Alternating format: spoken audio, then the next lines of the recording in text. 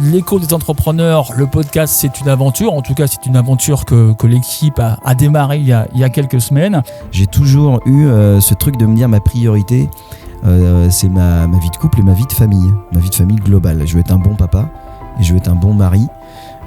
Moi, j'ai grandi en cité, dans un milieu ouvrier. On m'a toujours dit que je n'y arriverais pas. Dans ces moments-là, critiques, ou en tout cas qui peuvent être critiques, comment tu gères ces instants-là ? J'en ai marre que bien souvent, les gens qui ont raté un peu leurs rêves disent aux plus jeunes, c'est pas possible. Tu disais tout à l'heure que il y avait des moments où tu te mettais en danger. J'ai beaucoup de respect pour le travail qu'avait mon papa, mais c'est juste que ça me plaisait pas comme travail, j'avais pas envie de faire ça. Donc là, tous mes rêves de gamin, de toute façon, c'était des trucs impossibles parce que c'était des rêves d'enfant. Il n'y avait pas cette notion de business, d'argent, de temps, de logistique, il n'y avait pas tout ça. Si vous me voyez sur un bateau un jour, il ne faudra peut-être pas être surpris. D'accord. C'est un scoop pour l'écho des entrepreneurs. L'Instinct Auto, l'expert en véhicules d'occasion entre particuliers à Cholet, ELG Group, spécialiste en logiciels de gestion, vous propose l'écho des entrepreneurs, le podcast. Bonjour à tous, merci d'écouter un nouvel épisode du podcast vidéo L'écho des entrepreneurs. Je rappelle le principe de ce média. On souhaite mettre en lumière des parcours inspirants, singuliers, étonnants, détonnants. On a envie d'en savoir plus sur des parcours, des tranches de vie, des parcours un petit peu particuliers.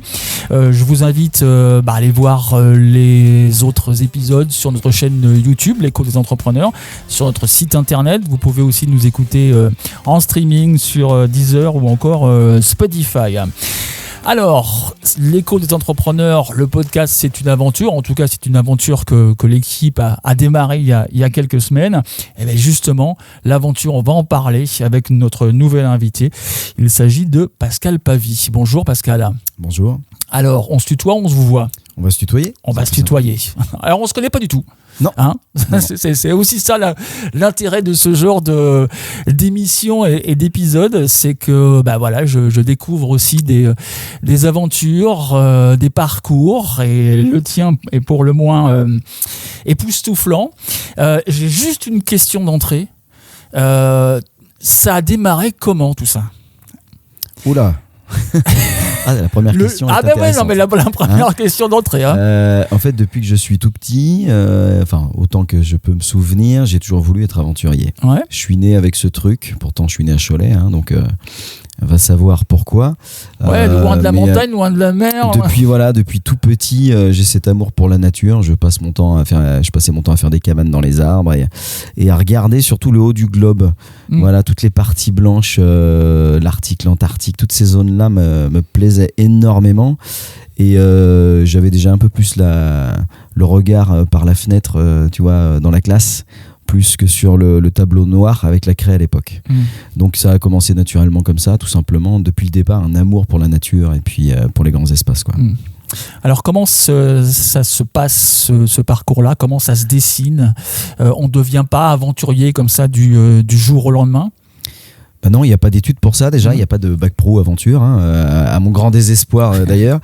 Quand j'étais enfant, en fait, quand mes parents ont constaté en fait cette passion un peu que j'avais pour les animaux et la nature, ils ont nourri un peu cette passion avec des vidéos, des films, des livres. Non, pas du tout.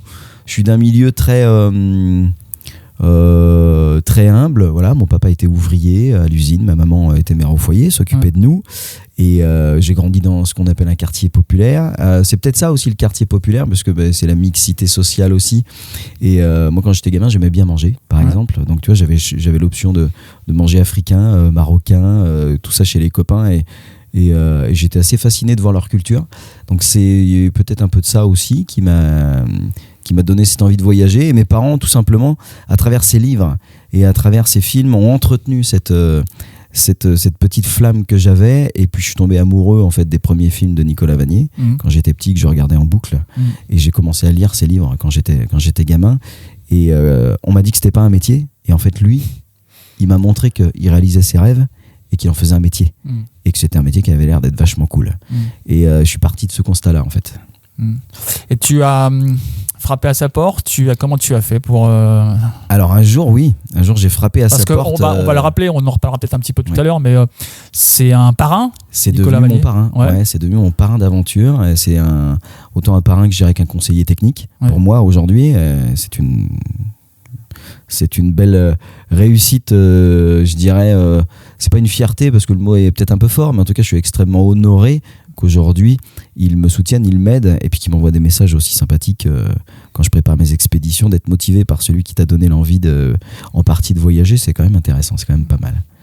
Vous avez des rendez-vous, des rencontres assez régulières, vous discutez ensemble Alors on échange beaucoup par mail surtout, parce que Nicolas c'est quelqu'un qui a un emploi du temps quand même relativement chargé, on va pas se mentir, qui prépare autant des voyages qu'il est en train de faire des films et qui gère des entreprises. Donc on échange surtout des mails, et puis quand l'occasion se présente, s'il a des conférences dans des secteurs ou qu'il sort des films, on essaye occasionnellement de se voir, comme on a pu créer l'événement à Cholet il y a quelques temps quand on a fait une conférence que lui a fait une conférence en fait un vendredi, puis que moi j'en faisais une le samedi, donc on s'est rencontrés à ce moment-là et je l'ai introduit entre guillemets dans ma ville chouletaise et voilà. Sinon c'est surtout des échanges de mails. En fait nous on cherche surtout l'efficacité, c'est-à-dire que moi j'ai un besoin technique, il a une réponse technique, et puis sinon de temps en temps on fait des visios tout simplement. Ouais. Le premier départ, le premier voyage, c'était quoi? C'était où? C'était quand? Alors si on parle, je dirais vraiment de mon côté un peu aventure et solidarité aussi, la toute première chose, j'avais été pré-casté en fait pour une grande émission de télé dont je tairai le nom parce qu'ils sont toujours un peu en train de me caster à ce jour, et même si aujourd'hui finalement j'ai vécu mes aventures sans avoir besoin d'eux, mais je devais partir pour cette grande émission de télé, et puis au dernier moment ça s'est pas fait, alors que j'avais une petite promesse à une association et à des gens malades que j'avais envie de soutenir, parce que l'objectif c'était pas de gagner d'argent, c'était de la donner, et au dernier moment ça s'est pas fait, ils ont choisi un autre gars à ma place. Et plutôt que d'être j'étais triste de ça forcément sur l'instant, mais je me suis finalement mais j'ai pas besoin d'eux pour partir à l'aventure, c'est un truc que j'ai envie de faire depuis toujours, donc j'avais pas trop d'argent, donc je suis parti dans le Massif Central en plein hiver, un hiver où il faisait moins 24, moins 25, et donc c'était très intéressant, le froid m'intéressait déjà finalement, et en fait mon premier récit, mon premier écrit, mon premier livre que j'ai vendu, c'était en fait la traversée du Massif Central. Alors à chaque fois j'ai l'impression qu'il y a une aventure, un livre. Pas forcément, mais en tout cas il y a toujours quelque chose derrière. Si c'est pas un livre, c'est une vidéo, des conférences, des photos, des choses comme ça. L'importance de l'écrit dans tes voyages, dans des aventures. Est-ce que tu as un journal de bord? Est-ce que tu prends des notes? Est-ce que l'écrit est important aussi? Alors j'écris, de toute façon j'écris toujours. C'est-à-dire que j'ai toujours un carnet de notes avec moi. Tous les soirs, en général je le fais le soir. Tous les soirs j'écris une fois que je suis dans ma tente, je dirais que je suis relativement protégé. Je prends le temps d'écrire.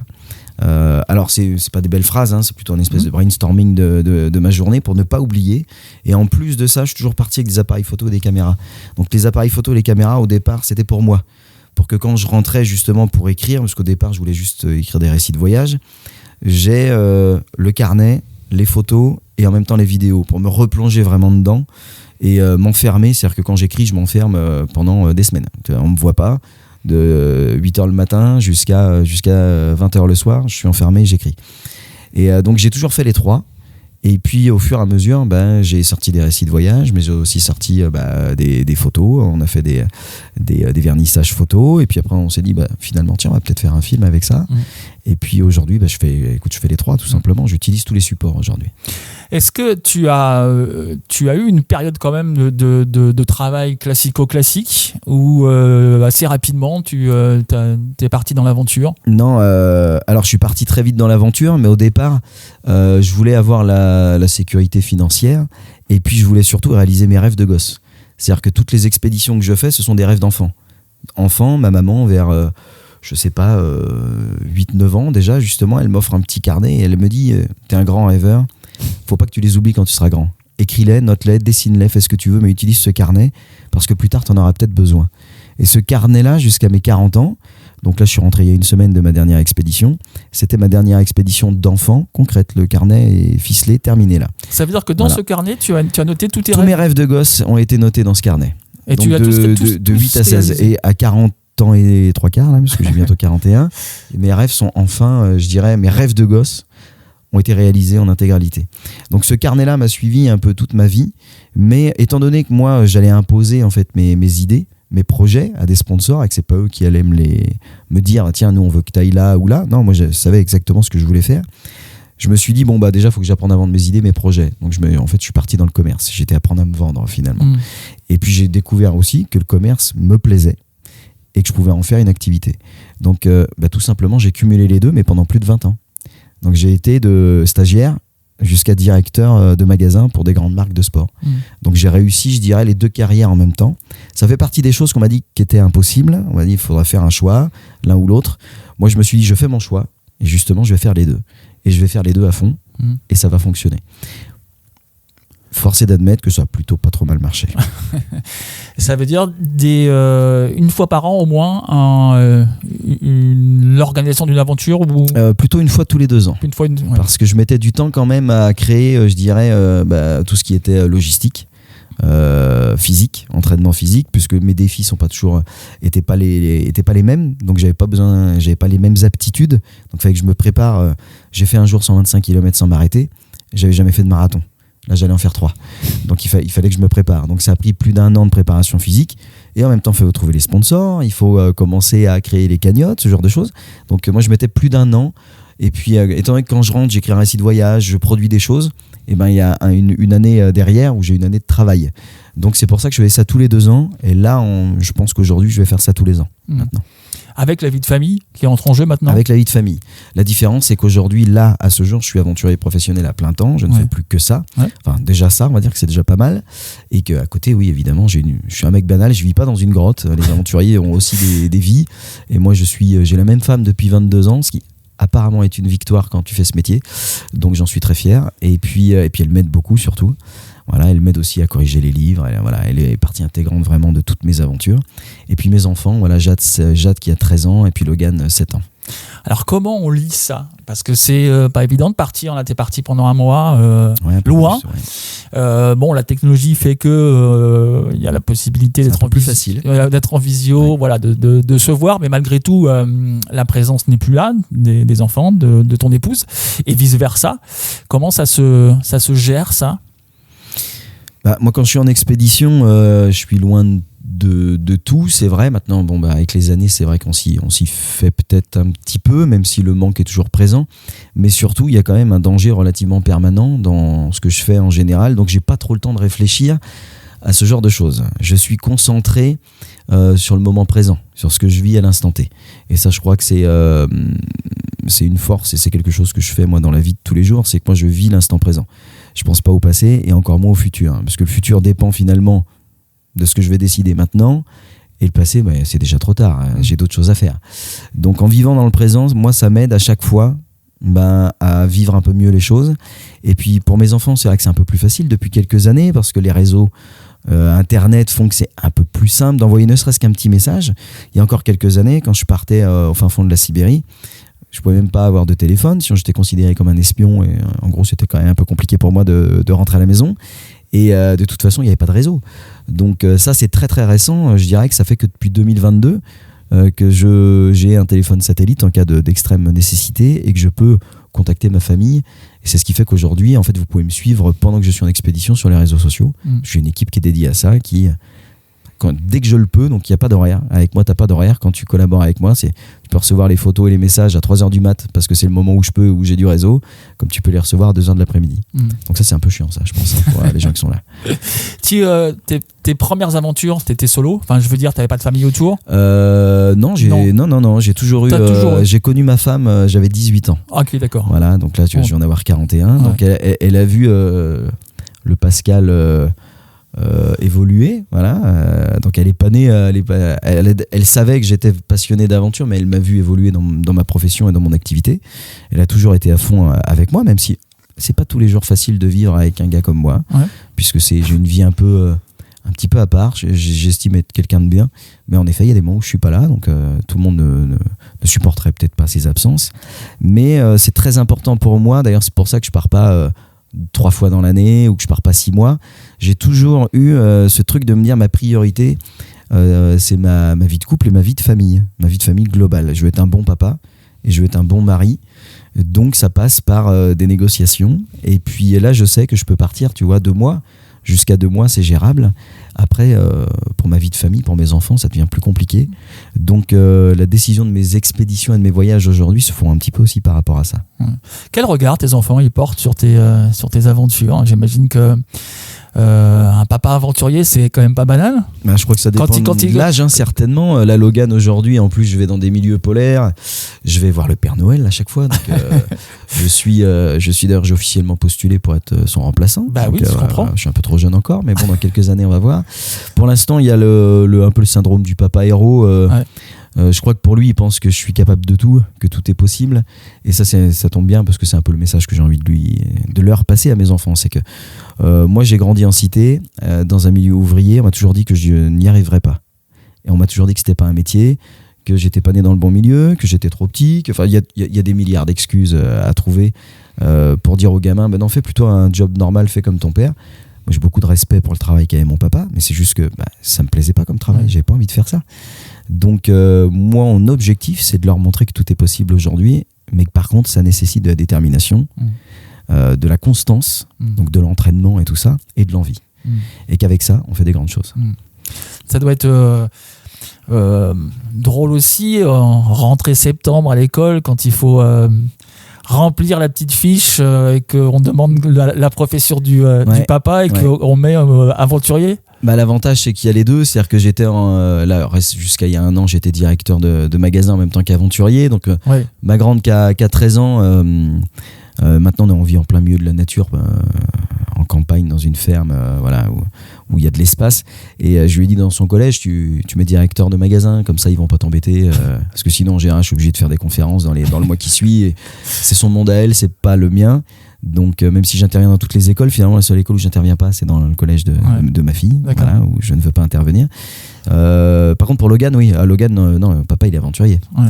Et Jade, elle aime ça. Quoi. Jade, elle est fière de ça aussi. Mais quand elle est arrivée en 6e, je lui ai dit, sois discrète. Et maintenant qu'elle est installée, elle est en 4e et tout.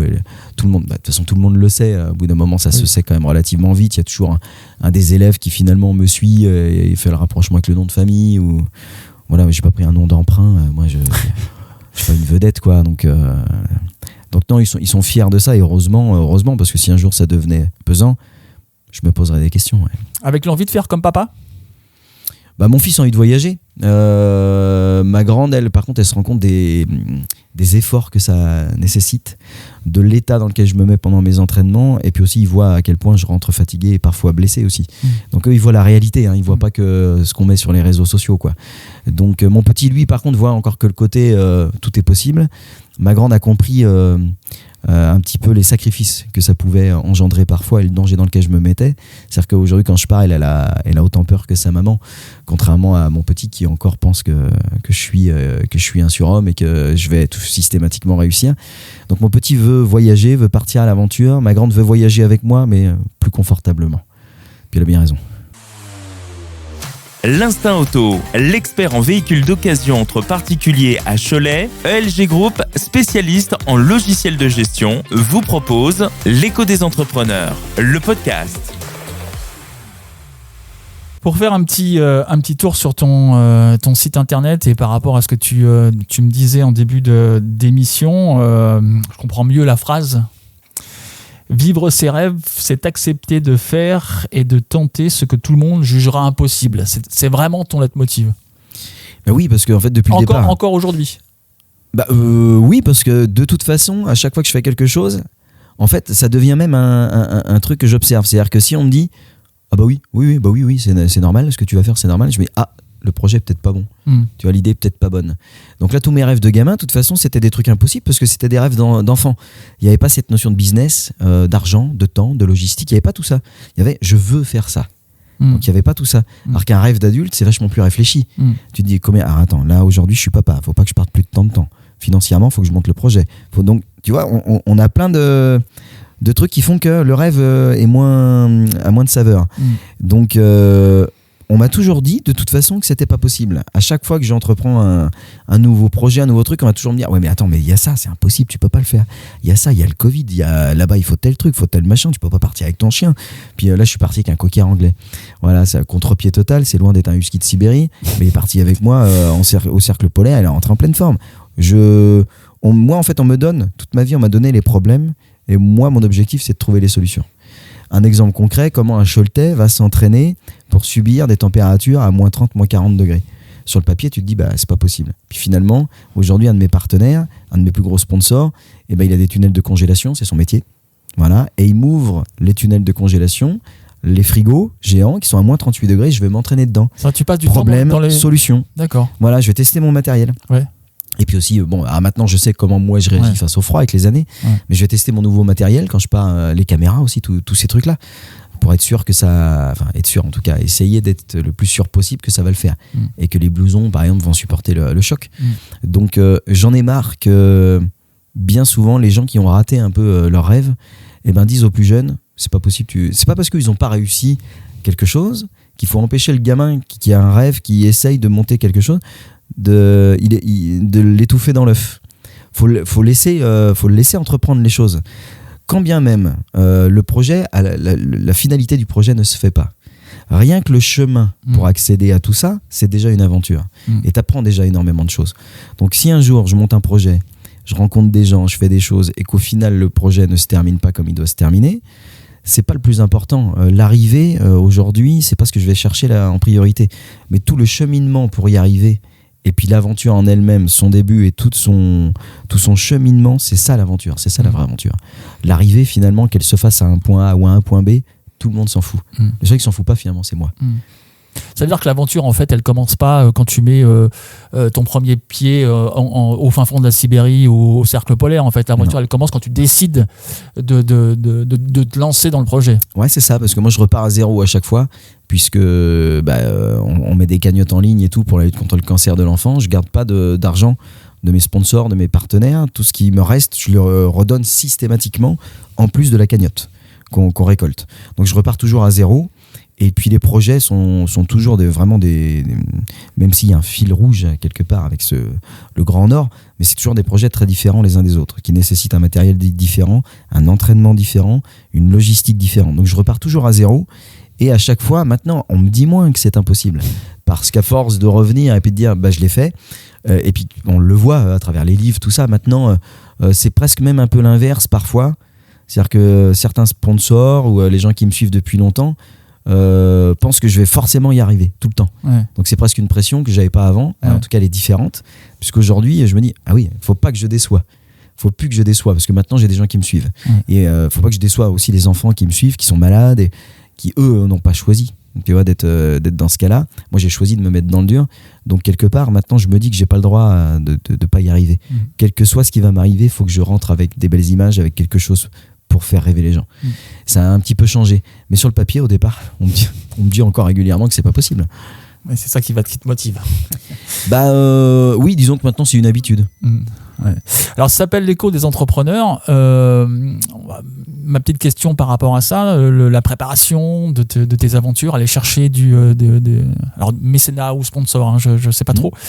C'est assez facile, c'est difficile, c'est pas ton truc. Alors ça fait partie du jeu. Ça fait partie du jeu, c'est mon truc, parce que j'ai des études de commerce. C'est un peu la base de mon métier maintenant. Donc maintenant ça fait plus de 20 ans que je suis habitué à me vendre mes idées, mes projets. Donc quand j'ai commencé, c'était dur, parce que j'étais personne. Je sortais d'un milieu justement où je connaissais pas de réalisateur, je connaissais pas d'aventurier. Donc je partais de zéro. Donc j'ai commencé petit. Par contre, dès qu'on a vu tout de suite que j'étais non seulement déterminé, constant dans ce que je garantissais, et que j'étais passionné, les sponsors petit à petit sont venus. Aujourd'hui c'est plus facile, parce que j'ai des sponsors qui me suivent depuis très longtemps, qui sont très fidèles et qui sont très conscients aussi de mes capacités, mais surtout de ma détermination à aller au bout de mes engagements. Et ça, c'est justement cette constance qui est valable dans la vie perso comme dans la vie d'entrepreneur. Si tu es constant, et que tu lâches jamais l'affaire, il y a forcément un moment donné où ça va fonctionner. Tout de suite ou à long terme, mais si tu es constant dans ton travail, que tu es déterminé et que tu as l'envie, alors quoi qu'il arrive, ça fonctionnera à un moment donné. à plus ou moins long terme, mais ça fonctionnera. Et en général, on se plante parce qu'on manque de constance. Et donc, après, on manque un peu d'envie. Quand on manque d'envie, on manque de détermination. Donc, la constance baisse et ainsi de suite. Et la difficulté pour moi, c'est de réussir à garder cette constance et cette détermination. Puisque c'est pas facile, je peux pas m'entraîner toute l'année à faire 4 séances de sport par semaine. Donc, je suis obligé de bien gérer mon timing, mon emploi du temps entre ma vie de bureau, où je dois créer des choses pour gagner ma vie, et ce métier de conférencier aussi, que je prends très au sérieux et qui est quasiment mon activité première aujourd'hui, et puis ce métier d'aventurier qui nécessite de l'entraînement et puis de la préparation physique, quoi. Alors c'est pas de l'aventure pour de l'aventure, c'est pas partir pour partir. Non. Il y a des causes derrière, il y a des combats derrière. Oui, c'est la base, c'est-à-dire que si un jour je me bats plus, je pars plus. Ouais. Je pars plus. J'ai 2 causes qui me tiennent à cœur, qui sont pour moi très importantes et qui font écho systématiquement dans tout ce que je fais aujourd'hui. C'est évidemment la nature qui souffre, voilà, donc ce côté un peu éco-responsable qui fait qu'aujourd'hui le Grand Nord fond à vue d'œil, et c'est loin d'être un jeu de mots puisque je l'ai encore constaté et vu. Là par exemple récemment j'ai fait des relevés météo journaliers pour revenir avec des choses concrètes à pouvoir expliquer simplement à tout le monde et à montrer réellement au-delà des photos et des vidéos. Et puis donc ça c'est la première des choses qui est très importante. Et puis deuxièmement c'est la lutte contre le cancer de l'enfant, voilà, où à chaque fois que je pars, non seulement je vais rencontrer les enfants pour les faire voyager avec moi, donc ils me suivent après sur les réseaux sociaux, puis je vais leur montrer des pots de rennes, des bois d'élan, j'essaye vraiment de les faire voyager avec moi. Et puis on récolte de l'argent après pour le laboratoire de l'INSERM de Nantes pour les aider tout simplement à chercher un remède à ces putains de maladies, excusez-moi du terme, mais je crois qu'on peut pas dire autre chose que ça, quoi. Et c'est aussi des causes qui t'aident au quotidien dans tes aventures, quand tu dans des situations un peu délicates, un peu difficiles. Les enfants m'aident à pas lâcher l'affaire. Ouais, parce que c'est sûr que je peux pas me plaindre. Déjà parce que le froid fait ou la difficulté fait qu'il y a des moments où même quand tu es passionné de ça, tu dis mais qu'est-ce que je fais là ? Pourquoi je me suis encore dit que j'allais faire ça ? Et ça a eu des moments comme ça où tu avais envie de tout plaquer ? J'en ai toujours eu. Il y a toujours des moments de... là, quand même, récemment, j'ai 30 jours tout seul, quoi. 30 jours en solitaire, d'autarcie totale sur une petite île d'1 hectare où il fait en moyenne entre moins 25 et moins 30. C'est loin d'être facile tous les jours. T'as pas d'eau courante, tu peux pas te laver, tu fais qu'un repas par jour. Il y a plein de choses comme ça qui font que t'as toujours un moment où tu te dis oh là là, pourquoi j'ai encore dit que j'allais faire ça. Mais ça dure tellement, ça peut pas durer longtemps, parce qu'après moi je peux pas m'empêcher de penser aux enfants, je pense à eux tous les jours et je me dis oui mais attends, mais moi c'est quelque chose que j'ai choisi. Donc à partir du moment où je l'ai choisi, tu te tais puis t'avances. Et puis après je pense à mes enfants, c'est-à-dire qu'il y a une seule promesse qui est toujours la même, c'est papa il part, ouais mais papa il revient. Voilà, et ça, une promesse de papa comme ça, tu peux pas la mettre de côté. Donc je m'autorise pas à avoir des comme ça des creux trop longs en aventure, parce que c'est dangereux pour ma vie. Là, tu reviens au moment où on enregistre le podcast, évidemment, parce que certaines personnes vont l'écouter dans quelques années. Mais à l'heure où on enregistre, tu reviens tout juste d'une nouvelle expédition. Tu disais tout à l'heure que il y avait des moments où tu te mettais en danger. Où il y avait du danger en l'occurrence. Alors, tu es conscient, tu fais attention, ton aventure évidemment elle est super bien préparée, mais il y a l'aléatoire. Dans ces moments-là critiques, ou en tout cas qui peuvent être critiques, comment tu gères ces instants-là ? Là, il y a la préparation physique, c'est-à-dire que je suis conscient de mes capacités, de mes aptitudes. Ouais. Voilà, maintenant je suis entraîné depuis pas mal d'années. Tu sais jusqu'où tu peux aller. Je connais bien mon corps, ça c'est une certitude. Je sais à quel moment je suis dans le mal et à quel moment je peux encore continuer à pousser. Parce que des fois notre corps nous fait penser qu'on est rendu à la rupture, mais en fait c'est l'équivalent d'une réserve sur la voiture. T'as encore du jus, tu peux encore avancer un peu. Donc j'ai conscience de ça, je me connais bien. Et dans un deuxième temps, même si tu te connais bien, tu t'entraînes et que tu connais un peu l'environnement, moi je prends jamais l'avion avant pour repérer ou quoi que ce soit. Donc je découvre à chaque fois l'environnement et les dangers vraiment qu'il y a. Là c'est la prise de recul. C'est la prise de recul. C'est comme dans la vie, faut pas foncer. Il y a un mur, si tu fonces dans le mur, tu vas te faire mal. Il y a pas de débat. Par contre, si tu prends un peu de recul sur la situation, peut-être que tu peux contourner le mur. Et c'est l'histoire de ma vie d'aventurier. Moi, je suis pas une tête brûlée, loin de là. À chaque fois que j'ai vraiment quelque chose où j'ai un danger de mort, et s'il faut, je vais rester 2 heures devant l'obstacle, mais au moment où je vais le passer, je suis sûr à 99% que ça va le faire. Et ça m'est arrivé de faire jusqu'à plus de 10 km de détour pour passer une crevasse, une faille, parce que je ne trouvais pas le moyen de passer et que c'était pas suffisamment sécuritaire. Donc il faut accepter d'être en retard, accepter de prendre le temps. Et jusqu'à maintenant, ça m'a toujours ramené vivant. Donc je continue comme ça, je pense. Alors tu disais tout à l'heure que tu as réalisé tous tes rêves d'enfant, en tout cas ceux qui étaient marqués sur le petit carnet. On va voir, je te poserai la question dans un instant, quels sont tes nouveaux rêves de gosse ou tes nouveaux rêves d'adulte? L'Instinct Auto, l'expert en véhicules d'occasion entre particuliers à Cholet, ELG Group, spécialiste en logiciels de gestion, vous propose l'Écho des entrepreneurs, le podcast. Si on fait une petite liste des endroits où tu es parti, effectivement, c'est beaucoup le cercle polaire, c'est le froid. Plus attiré par le froid que par des aventures exotiques. Oui, parce que le froid c'est une passion, je sais pas pourquoi, hein, on va pas se mentir. Oui, je comprends pas. C'est une passion. J'ai toujours aimé la neige, le froid, les ours polaires me fascinent, les rennes, les élans, toute cette nature sauvage m'a toujours fasciné. Moins tout ce qui est désertique, ça me fait un peu peur aussi, le désert, puisque je sais comment me réchauffer, mais quand t'as vraiment trop chaud, je sais pas comment me refroidir si t'as pas d'eau, tu vois. Donc quand t'es tout seul comme ça aussi, naturellement, le froid me fait un peu moins peur, mais c'est surtout que j'en rêve depuis toujours, quoi. Donc c'est vrai que les 3/4 de mes aventures se sont passées dans le froid. Ça changera peut-être un jour. Tu te retrouves évidemment pendant un mois tout seul. Alors il y a, j'imagine quand même des partages avec la population que tu peux croiser quand même. Oui. C'est important. C'est quand même quelque chose de très important. Je cherche pas à montrer aux gens que je suis capable de faire un truc tout seul. Parce que c'est un truc dur. Non, c'est pas l'objectif premier, c'est pas de montrer que je suis plus fort qu'un autre. Loin de là, je suis vraiment un mec banal. La seule différence, c'est que je vis mes rêves. Mais l'objectif, c'est de rencontrer les gens qui vivent sur place. C'est de comprendre justement quel est leur mode de vie aujourd'hui, quelles sont leurs problématiques aujourd'hui avec le dérèglement climatique, puisque eux, ils le subissent. Concrètement, où nous, on parle de 2 degrés chez nous, en climat tempéré, chez eux, la variation qui est déjà actuelle, c'est aller de 5 à 6 degrés. Ce qui fait qu'en expédition, à la fin de l'expédition, là, je me retrouve en température positive. Ce qui est hyper dangereux en milieu polaire, à cette période de l'année, parce que tout fond, la glace et tout ça. Donc c'est dangereux. Mais tout ça, ça a un impact. Et heureusement que j'ai pas envie d'aller en Antarctique, par exemple. Ça m'intéresse pas, il n'y a pas d'animaux. Au milieu de l'Antarctique, il n'y en a pas. Il n'y a pas d'humains non plus, à part des chercheurs. Mais les chercheurs, c'est des gens comme moi.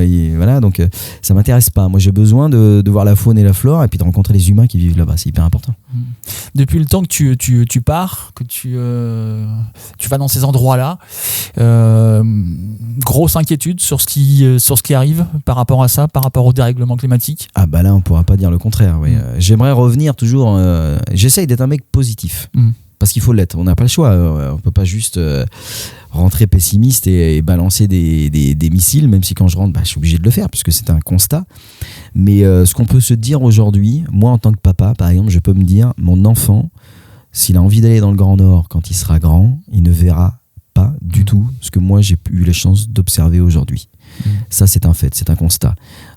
Déjà au mois de février, pour avoir un exemple concret, la dernière semaine d'expédition, je suis en température positive. Ou en février, au-dessus du cercle polaire, c'est-à-dire que je suis plus près du pôle Nord que de chez moi, que de ma maison, on doit être à entre moins 15 et moins 25, voire moins 30, moins 40. Et là, on se retrouve à 3-4 degrés. Et ça dure plusieurs jours. Donc tout fond de partout. Même les animaux ont du mal à se déplacer. Il neige beaucoup plus, donc tu te retrouves avec 2 mètres de neige. Donc les animaux ne trouvent plus de nourriture aussi. Les rennes n'arrivent pas à creuser pour trouver du lichen. Ça crée énormément de problématiques. Donc ne serait-ce que les rennes sont obligées de migrer beaucoup plus au nord pour trouver de l'alimentation et tout ça. Donc tout est en train de changer. La culture du peuple Sahami, les éleveurs de rennes, tout est en train de... Voilà, tout est en train de se transformer. Et eux, ils en souffrent déjà énormément. Donc nos enfants ne verront pas ce que nous, on a la chance d'observer aujourd'hui. C'est pour ça qu'aujourd'hui, je documente. Je fais des photos, je fais des films, je fais des livres, je fais même de la musique, de manière à partager au plus grand nombre tout ça, parce que de toute manière, il va falloir s'adapter à ce changement climatique et trouver des solutions au jour le jour, petit à petit, pour que les choses ralentissent, parce qu'elles vont de toute façon arriver. Maintenant, c'est plus de ralentir les choses finalement.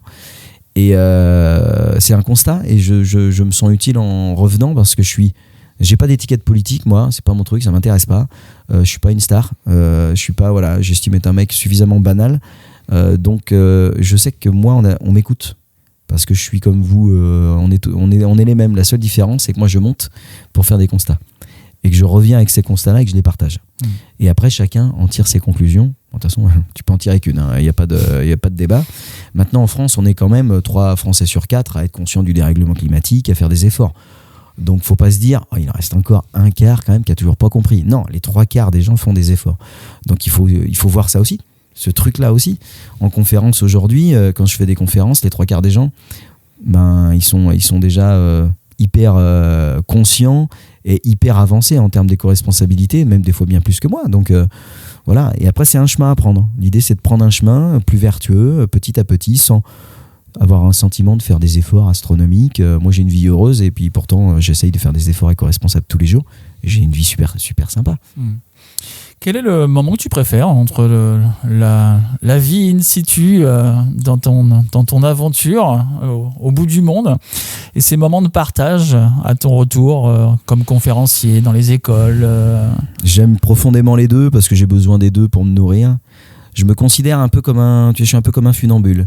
C'est-à-dire que j'ai un pied vraiment, j'ai la moitié de moi qui est vraiment dans la vie active, qui est entouré par les gens, par le partage, que ce soit mes enfants, mais aussi mon travail, qui fait que je rencontre des gens tout le temps. Je me nourris énormément de ça, et puis de ce côté entrepreneurial aussi. Et puis de l'autre côté, il y a un moment donné, je deviens fou de cette vie qui, pour moi, va trop vite, qui fait trop de bruit, où en fait on n'a jamais le temps de prendre le temps. Et prendre du temps, c'est faire du bon travail pour moi.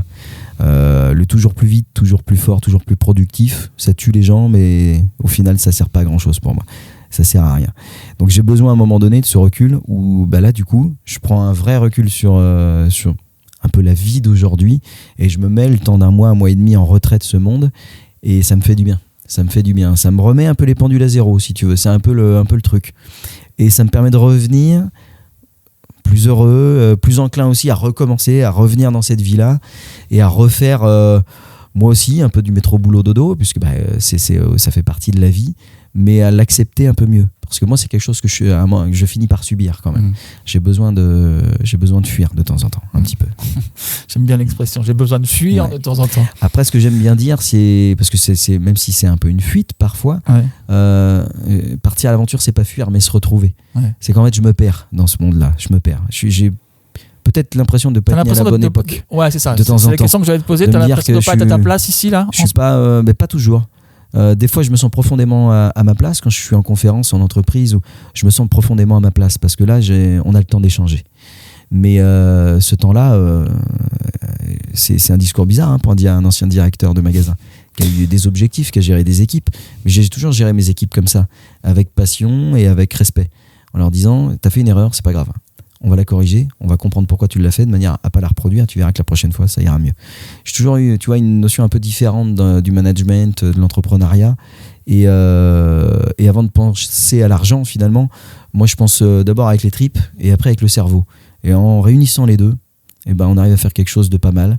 Peut-être que c'est un peu moins productif, mais est-ce que c'est important de tirer le jus du citron à 100%, alors que peut-être 70% vont me suffire, tu vois, pour être heureux et vivre bien. Et là, en faisant ça, moi, je vis heureux, je vis bien. Je me sens à ma place. Et toujours ce besoin, à un moment donné, de repartir, tu pourrais plus t'arrêter là? Ça serait compliqué aussi. Je sais pas. Est-ce que tu te poses la question alors, tu es encore jeune, hein? Ouais, mais je suis un jeune vieux. Hein. Tu sais.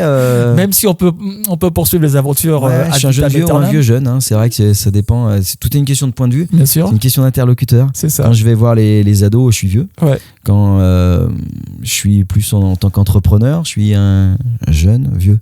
Je suis voilà. Donc on m'écoute suffisamment. J'ai 22 ans d'expérience, donc on m'écoute. Mais j'ai encore du grain à moudre. Après, moi, je vois la vie un peu différemment, dans le sens où je me dis, je vais avoir 41 ans, l'espérance d'un Français, hein, d'un homme français, est de 79 ans et demi à peu près. Donc, le sablier de ma vie, il est écoulé un peu plus de 50%. C'est ça la réalité. Et après, eh bien, tu vois, de tes 2 ans à tes 25 ans, tu vas à l'école. Ouais. Bon, moi j'ai arrêté à 18, je commence à travailler tout de suite. Mais en gros, c'est ça pour la vie d'aujourd'hui. Et de 25 à 64, 65, tu vas bosser. Et après, tu dors à peu près l'équivalent de 25 ans. Une fois que tu as mis tout ça dans ta tête, tu secoues le truc, tu secoues le shaker. Tu regardes, le temps de kiff et de loisir et de plaisir, il va pas être si énorme que ça. Donc aujourd'hui, tu vois, le moindre grain de sable qui coule dans mon sablier, il a de l'importance pour moi. Et encore plus quand tu pars et que tu es tout seul pendant 30 jours et que tu n'as pas de montre, 24 heures, c'est 48 heures. Ouais. C'est un truc de dingue. Donc cette notion de temps-là, elle est importante pour moi parce qu'aujourd'hui, je me dis, je veux faire un travail qui me plaît, d'accord, avec passion, de manière à ce que, en fait, ce temps de travail où je pourrais me dire, oh là là, j'ai envie d'y aller tous les jours. Et que j'ai envie de me lever le matin avec plaisir tous les jours. Et aujourd'hui, c'est ce qui me motive le plus. De me lever le matin en me disant, j'aime ce que je fais. Tu disais tout à l'heure que tu avais réalisé tes rêves de gosse. Ouais. En tout cas, ceux qui étaient marqués sur ton petit carnet. T'en as ouvert un autre carnet avec d'autres rêves? J'en ai ouvert un autre qui est resté blanc à un moment. J'ai une espèce de page blanche. Ouais, parce qu'en fait, je me suis dit que ça allait pas être aussi bien que mes rêves de gosse, parce que j'avais justement été, même si j'avais pas eu envie d'être formaté, j'ai été formaté par la vie, hein, tout simplement, par l'expérience, puis par le fait d'être papa aussi. Tu te dis, je veux voir grandir mes enfants, donc tu as une notion un petit peu différente de la mort que t'as pas 20 ans. À 20 ans, tu fonces, hein, tu cherches pas à comprendre. J'ai pas peur de la mort, mais je veux pas que mes enfants n'aient pas de papa. C'est ça la différence. Moi, la mort en soi ne me fait pas peur, mais je veux pas laisser mes enfants tout seuls. Donc aujourd'hui, je fais un peu plus attention. Par contre, heureusement, cette page blanche commence à s'écrire. Donc j'ai 2-3 grosses idées, dont des documentaires toujours un peu plus pour la nature, avec les animaux, être un peu plus encore auprès des animaux. Et puis, donc toujours dans le froid, ça changera pas. Et donc ça, c'est des futurs projets qui pour le coup coûtent un peu d'argent. Et puis aussi le bateau. Voilà, là, je suis très attiré par les océans, donc c'est une autre aventure. Si vous me voyez sur un bateau un jour, il faudra peut-être pas être surpris. Ouais. D'accord. C'est un scoop pour l'écho des entrepreneurs. C'est pas un truc que j'ai forcément dit à beaucoup de monde, ça. Ouais. Mais en tout cas, le bateau est quelque chose qui m'attire. Ouais. C'est une belle aventure aussi. Avec un point commun, peut-être effectivement de se retrouver là aussi seul. Face à la nature, je sais pas, parce que le bateau, je crois que j'aimerais le partager. Parce que j'ai des moments d'expédition où je pars pas toujours tout seul. Et la camaraderie de l'aventure, quand t'es vraiment avec des gens que tu connais très très bien. Moi, je bosse qu'avec des potes ou des gens vraiment que je considère presque comme ma famille. Tu vois, je pars pas sinon en aventure. En général, je dis non à tout le monde, sauf à 2-3 personnes. Mais l'occasion d'être sur un bateau, justement, un truc qui fait 8 mètres, maxi, d'avoir une espèce de toute petite vie, un microcosme comme ça j'aimerais le partager. Tu vois, être en capacité de partager des moments d'émotion. Est-ce qu'être toujours tout seul, c'est bien, mais il y a des moments, c'est quand même bien de partager aussi. Il y a une entraide, une communauté d'aventuriers écoute, on nous met souvent en concurrence en fait, mais ça c'est les médias, la presse, c'est les brouhahas des réseaux sociaux et de la vie. Moi je m'en contrefous. Je me fous du regard des autres, je me fous de ce que pensent les gens de moi quand c'est pas bien. Quand c'est bien, j'en suis très heureux, et quand c'est pas bien, je m'en fous. Et quand on me dit tiens, il y a machin qui a fait ça pour dénigrer l'autre, ou me dénigrer moi d'ailleurs, je m'en fous complètement. Moi, Nicolas Vanier ne gagne rien à m'aider. Voilà, il perd même du temps si on veut aller par là. Il m'a toujours soutenu. Quand je lui ai posé des questions, il m'a toujours répondu. Donc moi, je fais la même chose. j'ai des potes qui sont aventuriers moins expérimentés que moi et je les aide et ça me fait plaisir.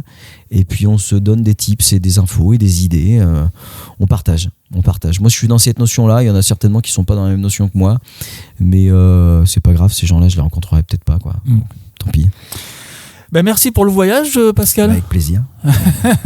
Et on va continuer à te suivre dans tes aventures.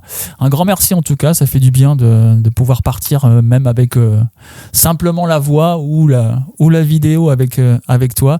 Un grand merci d'avoir accepté notre invitation. Et puis bon courage pour la suite dans tes nouvelles aventures. Et effectivement, la prochaine fois, surtout sur un bateau, on ne sera pas surpris d'eux. Voilà, parce que tu nous l'auras dit. Tu pourras dire que ça vient de l'écho des entrepreneurs. C'est ça.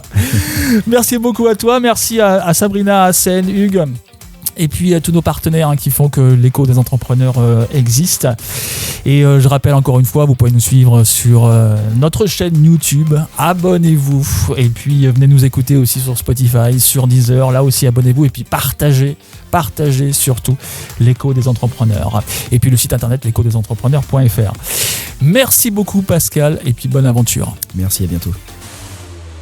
L'Instinct Auto, l'expert en véhicules d'occasion entre particuliers à Cholet, ELG Group, spécialiste en logiciels de gestion, vous propose l'Écho des entrepreneurs, le podcast.